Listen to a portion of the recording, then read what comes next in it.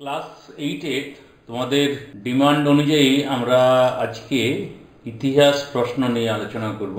তোমাদের কেমন লাগছে অবশ্যই জানাবে। লাগছে বলতে যেহেতু আমরা ইংরেজি প্রশ্ন দিয়েছিলাম, তারপরে ইতিহাস প্রশ্ন দিচ্ছি, তোমাদের হেল্প হচ্ছে কিনা, আর কবে কি পরীক্ষা সেটা আমরা একটু জানিও। তাহলে 14টি এমসিকিউ করতে হবে। তো 14টি এমসিকিউর মধ্যে প্রথমে দেখো, পিটের ভারত শাসন আইন প্রণীত হয় কত খ্রিস্টাব্দে? উত্তর হচ্ছে 1784। কাউন্সিল অফ এডুকেশন এটা তৈরি হয় বা প্রতিষ্ঠিত হয় 1843 খ্রিস্টাব্দে।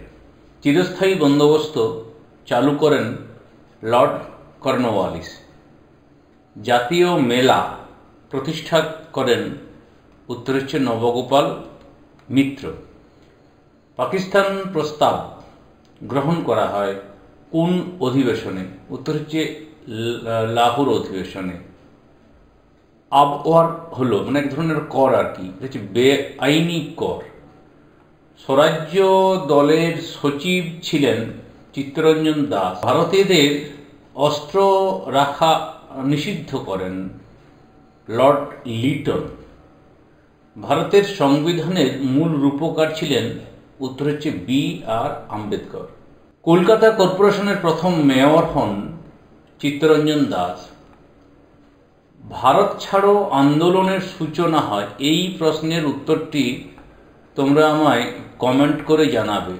তোমাদের 2-3টা প্রশ্ন দেব, সমস্ত প্রশ্নের অ্যান্সার সঠিক দিতে পারলে আমরা তোমাদের নামগুলো হোয়াটসঅ্যাপ গ্রুপে পোস্ট করব। হোয়াটসঅ্যাপ গ্রুপের লিঙ্ক দেওয়া থাকলো ডেসক্রিপশানে। পশ্চিমবঙ্গের প্রথম মুখ্যমন্ত্রী কে ছিলেন? প্রফুল্লচন্দ্র ঘোষ। সাইমন কমিশন ভারতে এসেছিলেন 1928 খ্রিস্টাব্দে। অনুশীলনী সমিতি প্রতিষ্ঠা করেন সতীশচন্দ্র বসু। এই যে প্রশ্ন দেখছো, এই প্রশ্ন প্রস্তুত করেছেন মাননীয় নিখিল স্যার, তাকে ধন্যবাদ এইভাবে একটা প্রশ্ন দিয়ে হেল্প করার জন্য, এবং উত্তর তিনিই করেছেন। স্বরাজ আমার জন্মগত অধিকার, তিলক। এডওয়ার্ড হাইড ইস্ট কে ছিলেন? কলকাতা কোর্টের বিচারপতি, কলকাতা হাইকোর্টের আর কি। ভগৎ সিংয়ের প্রতিষ্ঠিত দলটির কি নাম ছিল? এই প্রশ্নের উত্তরটি কমেন্টে জানাবে। রাখিবন্ধন উৎসব 1905। রামকৃষ্ণ মিশন প্রতিষ্ঠা করেন দয়ানন্দ সরস্বতী, এটা ভুল। গদর পার্টি প্রতিষ্ঠা করেন হরদয়াল। সত্য বঙ্গভঙ্গ সিদ্ধান্ত কার্যকরী হয় 1906 খ্রিস্টাব্দে 16 অক্টোবর, এটা মিথ্যা। টিপু সুলতানের রাজধানীর নাম ছিল বিশাখাপত্তনম, এটা হচ্ছে মিথ্যা। এরপর ডান দিক এবং বাম দিক মেলাতে বলা হয়েছে। তো প্রথমেই চম্পারণ সত্যাগ্রহ, এটা আসছে গান্ধীজি।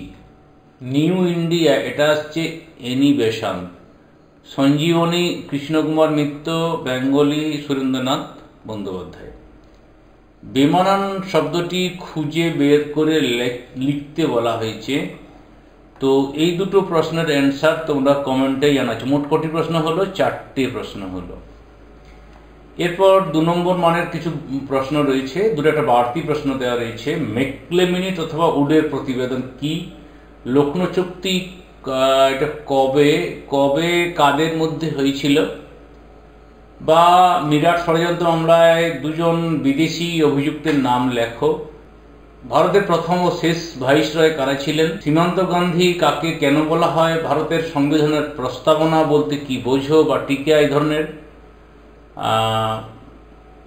ভারতীয় আইনসভার উচ্চকক্ষ এবং নিম্নকক্ষ কে পরিচালনা করেন? মানে কে বলতে উচ্চকক্ষ কে আর নিম্নকক্ষ কে? পুনা চুক্তি কে কবে এবং কাদের মধ্যে স্বাক্ষরিত হয়েছিল? স্বাক্ষরিত হয়েছিল। মুসলিম লীগ কে কোথায় প্রতিষ্ঠা করেন? তিনকাঠিয়া প্রথা কি অথবা সূর্যাস্ত আইন কি? আন্দামান ও নিকোবর দ্বীপ দুটিকে নেতাজি কি নাম দেন? ইঙ্গ ব্রহ্মযুদ্ধ কত সালে হয়েছিল? বার্মার রাজধানীর নাম কি? ভগৎ সিং কোন বিপ্লবী দলের সদস্য ছিলেন? গদর পার্টি কোথায় প্রতিষ্ঠিত হয়েছিল? হিউম ডারফিন ষড়যন্ত্র কি বা কাকেরি ষড়যন্ত্র কি? এরপর 4-5টি প্রশ্নের উত্তর দাও। তোমাদের 4-5টি বাক্যে উত্তর দেবো। 5টি।